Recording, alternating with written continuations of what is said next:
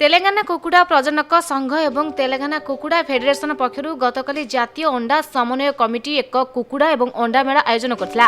ए मेला एक विशेष कारण जोगु आयोजन करा जायतिला। अंडा एवं चिकेन खाइबा द्वारा कोरोना भाइरस तथा कोविड-19 संक्रमण होई पारे बोली लोकंक मनरे किछि दिन होला भय सृष्टि होइतिला, जहा द्वारा चिकेन एवं अंडा बिक्री रे मध्ये व्यवसायी को क्षति सहिबाकु पडुथिला। तबे शुक्रवार आयोजित होइतिबा ही प्रोग्राम रे प्राय 20,000 लोक अंडा एवं चिकेन प्रस्तुति खाद्य खाइथिबार देखा जायतिला। ए कार्यक्रम रे मंत्री के रामाराव, पशुपालन तलासिनी श्रीनिवास यादव एवं सांसद रंजित रेड्डी मध्ये उपस्थित थिले। कार्यक्रम में अति कम 6,000 किलोग्राम चिकेन एवं 22,000 अंडा बंटन करा जायतिला। मंत्री के रामाराव कार्यक्रम में कहिथिले, कोरोना भाइरस एवं चिकेन संयुक्त नुहे।